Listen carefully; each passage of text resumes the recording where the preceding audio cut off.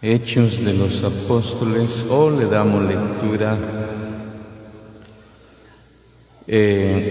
al Evangelio San Lucas antes de los Hechos de los Apóstoles. Lucas, su capítulo es 1. Y el verso a leer de Lucas 1 es el verso, miremos lo que dice el verso 68,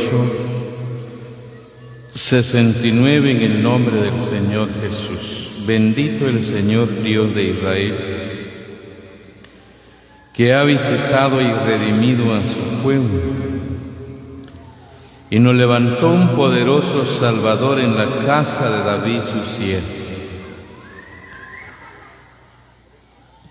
Quisiera mostrarle una parte de los dos versos donde Zacarías, lleno del Espíritu Santo, profetiza, y cuando él profetiza dice: bendito sea el Dios de Israel. Hoy en día no vamos a decir solo el Dios de Israel, es el Dios nuestro. Un día Pablo le dijo a los romanos: Él es Dios solamente de los judíos. No, es también Dios de los gentiles, pero gentiles que hemos creído en el nombre del Señor. Y al mirar acá el verso, dice el texto que leemos que visitó.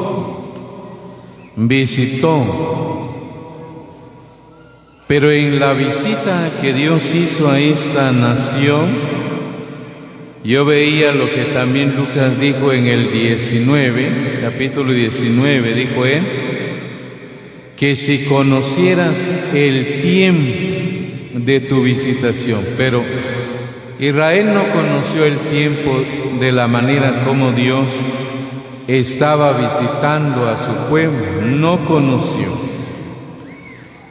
Rechazaron al Señor diciendo: fuera con este, no queremos que este reine sobre nosotros.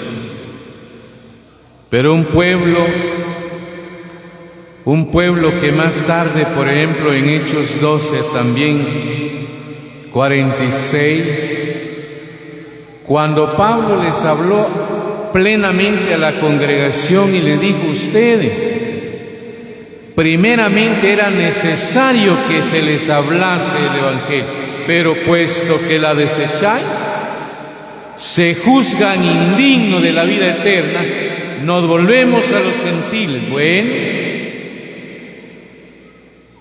en ese Hechos se mira en el verso 27 que Dios le abre la puerta de la fe a los gentiles, y los gentiles creyeron, recibieron realmente desde el principio al Señor, y entre ellos, gracias a Dios, que usted también un día recibió al Señor y no rechazó cuando Él visitaba su corazón para llevarle una bendición a la vida. Dice acá que había levantado, como dice acá, un poderoso Salvador. El enemigo que nos tenía cautivo era poderoso. Por ejemplo, en Hechos 26 el Señor le dice, del verso 16-17, le dice allá cuando Pablo relata la misión que le habían confiado, que Dios había enviado a los gentiles para que le abrieran los ojos, para que se libraran de la potestad de Satanás. A Dios, ¿cuánto tiempo vivió bajo esa potestad, ese poder, ese dominio? Pero no podíamos liberarnos porque nadie, Romanos 5 describe que éramos débiles, y como débiles no podíamos nosotros hacer nada. Es como estar dos agónicos, dos inconscientes. Nadie podía hacer de entre nosotros algo por aquel, pero ahí estaba el Señor, ¿verdad? Ahí apareció el Señor, vino, levanta Dios el Padre al Salvador, que es Cristo el Señor, pero Le voy a leer como le mencionaba Hechos 5:30. Miremos qué pasa en Hechos 5:30. Dios levanta a un poderoso Salvador, pero viendo un poco la vida del Señor y a ver qué hizo, qué ha hecho con usted, oiga lo que dice Hechos 5, el verso 30. El Dios de nuestros padres levantó a Jesús. Aquí de una vez nos especifica quién es Él. A quien vosotros, miren lo que llegó a ser el pueblo acá, a quien vosotros matasteis colgándole en un madero, pero dice acá el 31, a este Dios ha exaltado con su diestra por príncipe y salvador, para dar a Israel arrepentimiento y perdón de pecado. Ahora mire el verso, Dios, el Dios de nuestros padres levantó a Jesús, pero Israel, ¿qué hizo? Colgarlo en un madero. Qué triste es ver, ¿verdad?, la segunda carta a los Corintios del capítulo 4, verso 4, dice que el Dios de este siglo hizo que Israel tuviera el entendimiento cegado, que realmente no les pudo resplandecer la luz del Evangelio. Antes rechazaron, ya le decía, que despreciaron a aquel que traía un bien a la vida. Yo veía algo y me quedaba viendo realmente esta visitación. Israel realmente hace que el Señor sea levantado por el rechazo, pero ahora le voy a decir algo que realmente esto me hace pensar, por ejemplo, en aquel que escribió aquel himno que dice: ¿quién mató a Jesús hace mucho tiempo? ¿Fueron los judíos? ¿Fueron los romanos? Bueno, el escritor dice: no, fueron los pecados que realmente Dios había cargado en él, pero no era el pecado de un solo hombre, era el pecado del mundo. Por eso Juan dice: he aquí el Cordero de Dios que quita el pecado del mundo. Pero dice que él cargó con el pecado, ¿verdad? Pedro dice que él cargó con el pecado mismo. Los pecados suyos, mis pecados fueron colocados en él, los lleva al madero para luego echarlos al mar del olvido. Pero, ¿sabe? Todavía miraba yo esto, ¿verdad? El Dios de nuestros padres levantó a Jesús, pero aquello realmente lo rechaza, pero Él lo exalta. Pero quiero mostrarle que antes de esta exaltación todavía hace algo Dios. Le voy a leer Hechos también, capítulo 2. Estaba viendo en Hechos capítulo 2, veía esta frase en el verso 24, porque es Dios, mire lo que Dios hace.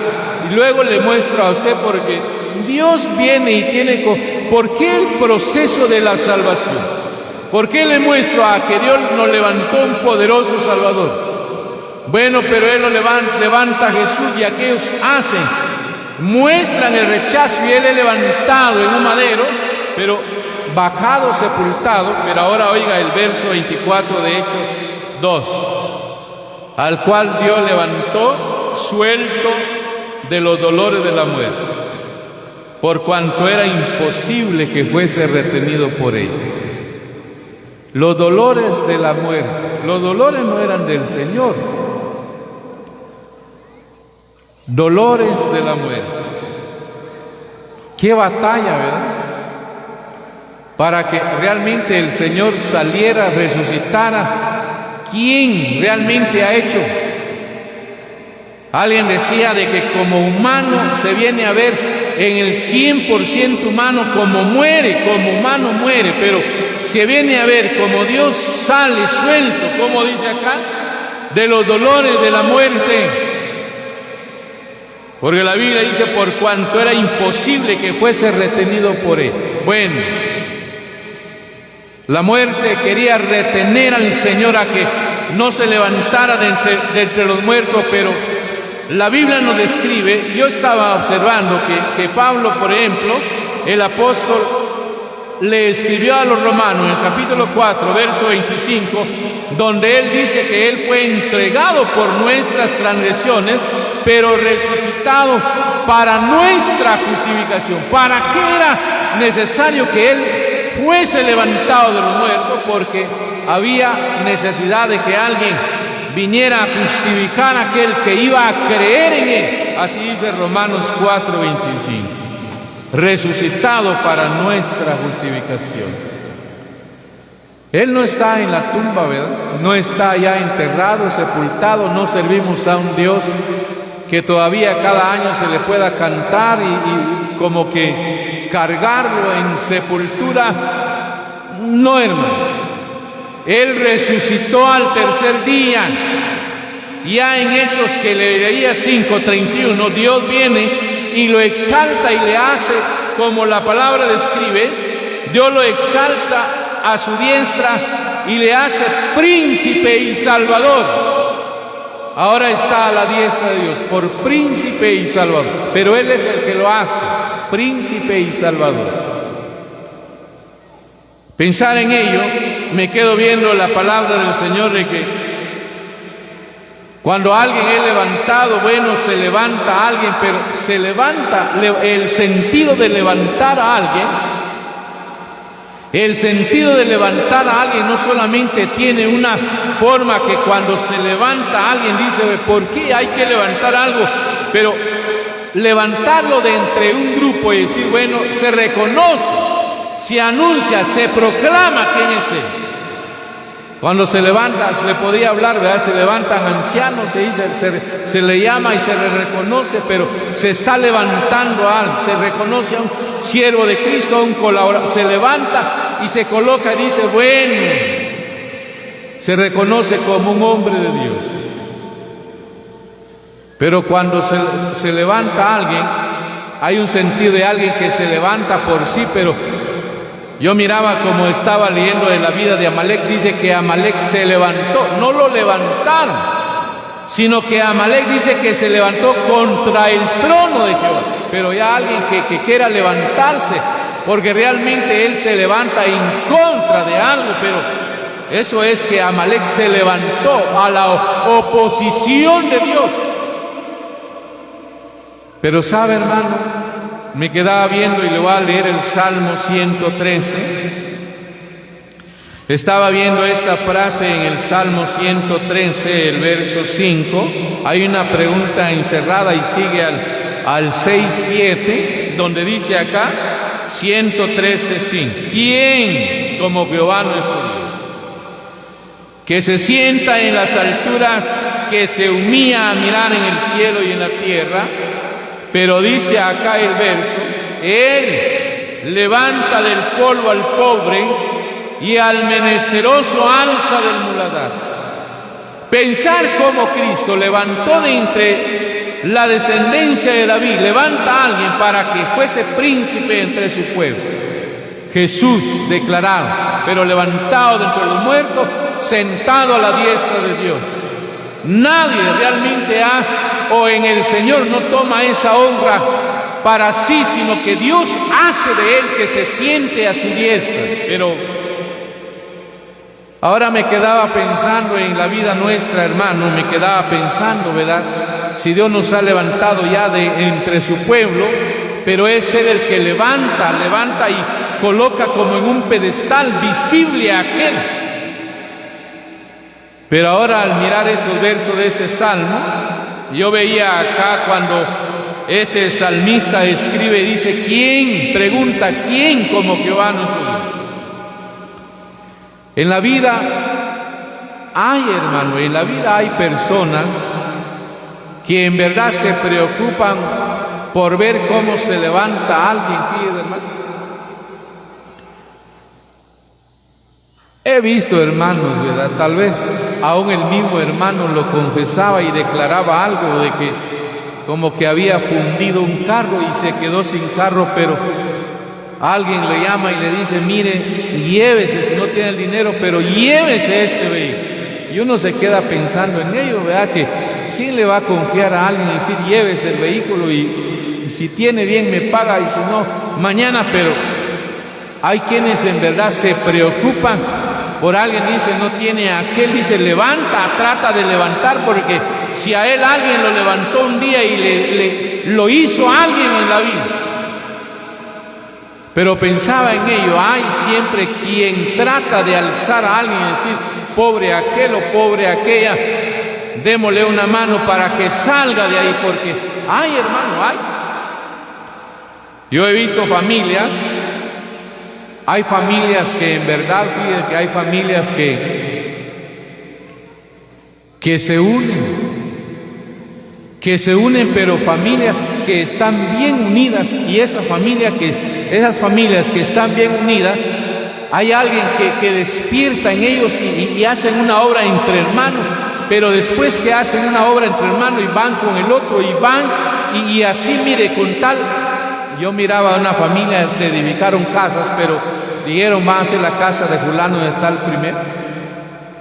Y así se fueron haciendo, casa tras casa, tras casa. Pero qué bueno, ¿verdad? Porque a veces en la mayoría el egoísmo nuestro, a veces el egoísmo nuestro hace que realmente caemos en el estado de la Odisea, que usted lee en el Apocalipsis 3:14 en adelante. Bueno, lo de la Odisea, dijeron, yo soy rico y no tengo necesidad de nada. Y aquel que tiene cierto egoísmo es aquel que dice que mire él cómo sale, es mi hermano, mi primo, es mi tío, es mi papá, pero él no me ayudó para salir de donde yo estaba, si estoy aquí porque... Y a veces le empezamos a atribuir a que la inteligencia y la suerte, pero eso se llama egoísmo, fíjense, hermano, se llama egoísmo, y el egoísmo es cruel. Dios dice, por lo cual le dijo a la Odisea, no te das cuenta que eres un pobre, miserable, ciego, desnudo, desventurado, pero a la manera como trata Dios a la iglesia de la Odisea, por causa del egoísmo que había en él, sin querer ayudar, socorrer, liberarse de aquello del cual se había enriquecido. Pero Dios no, hermano, dice que acá Él se humilla para mirar, y Él mira las necesidades del cielo y de la tierra. Mira las necesidades del cielo y de la tierra, y al mirar esa necesidad dice que hay pobres, lo levanta del polvo al polvo. Cuando alguien es levantado del polvo, ¿verdad? Es probable tal vez pudiera ser que en la actualidad todavía hubiera alguien que duerma en petate, costal o nailo, pero pareciera que está olvidado Dios. Yo miraba el Salmo 115 acá adelante, donde mira usted en el verso 12, Jehová se acordó de nosotros y nos bendecirá. Llega el tiempo cuando Él se acuerda, porque visita y mira el estado de aquel para levantarlo de la miseria, porque hay quienes, hermano, de que aún viajan, ¿verdad?, tal vez a Estados Unidos y no logran hacer nada. Por ahí decían, hermano, yo le dije a mis padres, me voy a Estados Unidos por el sueño americano. Decía que ese fue lo que le dijo a sus padres, pero en el corazón era otro, fue para él ya estando allá. Dijo él, bueno, llegué acá y acá mis padres nada que ver, y el descarrío empezó en la vida. Pero cuando uno viene a ver cómo lo levanta Dios, tal vez no se espera que de allá bendiga, porque viene Dios, hace una cosa, dice, no, tus planes y pensamientos, yo quiero levantarte, pero lo levanta y hace que ni allá, y lo devuelve para que Dios haga algo de él. Pero uno se queda viendo cómo levanta Dios. Dice que él se inclina a mirar, mira y lo levanta, hermano. Pero quiero mostrarle algo. Por ejemplo, le voy a leer el libro de Job. Mire, dele un vistazo al libro de Job en el capítulo 30, porque es verdad que él levanta del polvo. Tal vez usted dirá, bueno, ha levantado a fulano de tal, ahora se mira que es don fulano ya, porque ya es un don fulano. Porque la gente cuando ya mira que aquel posee algo, dice que tal don y don. Pero cuando no es nadie, ¿verdad? Fulano, vos, y en fin, se desestima la persona. Pero me impacta pensar en el libro de Job 30, dele un vistazo al verso 8. Tal vez no lo ve la gente. Mire este texto de Job 30. Y el verso a leer acá, el verso es 8. Hijos de vil, hombres sin nombres, pero mire acá el verso, más bajos que la misma tierra. Me he quedado pensando en el verso cuando dice hijos de viles. Bueno, cuando se habla de la vileza, se está hablando de lo más bajo, de lo miserable que ha sido el humano. Lo vil. Si usted lee la primera carta a los Corintios 1, también dice que lo vil del mundo escogió Dios. Lo vil del mundo. Un día me quedaba pensando en dos muertos, sí, hermano, me quedaba pensando en dos muertos. Uno era Lázaro y el otro era Dorcas. Pensaba en Lázaro y Dorcas, muerto de 4 días, muerto de minutos, si acaso fuera hora. Pero ahora cuando se mira el hombre en el mundo, se le habla del Evangelio. Hay quienes, fíjense, hermano, que tal vez en una oficina bien cambiados, entacuchados y perfumados dicen: el Evangelio no es para mí, es para aquel que está borracho, ¿verdad? Él necesita ser sacado, levantado de ese licor, sacado de ahí, porque uno cree que él es un Lázaro de 4 días, y uno piensa que aquel que no se mete a problemas, habla bien, sociable, bondadoso, misericordioso, y piensa que no tiene necesidad. Pero aunque se crea una tabita, pero muerto es muerto, sea de 4 días o de horas o minutos, pero está muerto, y ambos necesitan ser levantados de esa miseria. Y donde yo y usted estábamos antes de creer en el Señor, no se puede decir, ¿verdad? Ya ve que el predicador dice: bueno, si se convierte, si se arrepiente, será quitado su nombre del libro de condenación. Pero en verdad,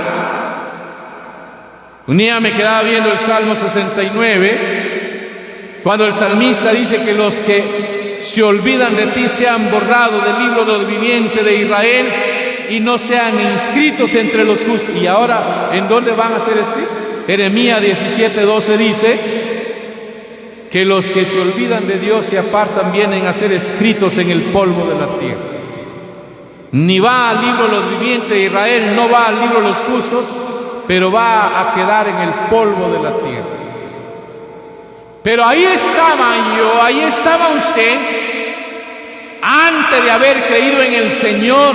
Pero ahora viene en su mirada, Él viene y levanta. Cuando Él quiso llevarnos el Evangelio, el medio. ¿Cómo llegó el mensaje? ¿Se acuerda cómo llegó el mensaje a su corazón? Pero de ese día realmente lo levantó de la miseria. Ya le decía, como dice el verso del Salmo leído, ¿verdad? Del 113. Veía el 113 de los Salmos. Ahí de una vez escriben: para hacerlos sentar con príncipes, con los príncipes de su pueblo. Le mencionaba Efesios 2:6, sentado en los lugares celestiales con Cristo. Pero ¿quién ha levantado al hombre? No se mira, ¿verdad, hermano? No se mira. Pero desde que creímos ya no nos titulamos hijos de viles, ni hombres sin nombre, porque en la tierra hay hombres que tienen nombre o de renombre. ¿Por qué tienen nombre y se llaman de renombre? Porque realmente ya se les puede llamar un doctor, un licenciado, un ingeniero. Bueno, ya en la vida se distinguen algo, pero nosotros sin Cristo, aunque ellos tengan nombre, pero aún viven en el polvo de la tierra. Pero ahora Él viene en su mirada, nos ha levantado a través del poderoso Salvador. ¿Para qué? Para que no estemos ahí, sino darnos un sitio de honor. Y además de eso, hermano, yo veía otro texto acá. Estaba viendo acá en segundo libro de Samuel, capítulo 23, le voy a leer el segundo libro de Samuel. Estaba observando este texto en el segundo libro de Samuel, capítulo 23. Veía el verso de este segundo libro de Samuel. Leamos lo que dice el verso 1. Estas son las palabras postreras de David. Mire todo lo que dijo él casi en su lecho. Digo David, hijo de Isaí, dijo a aquel varón esta palabra, oiga, digo a aquel varón que fue levantado en alto,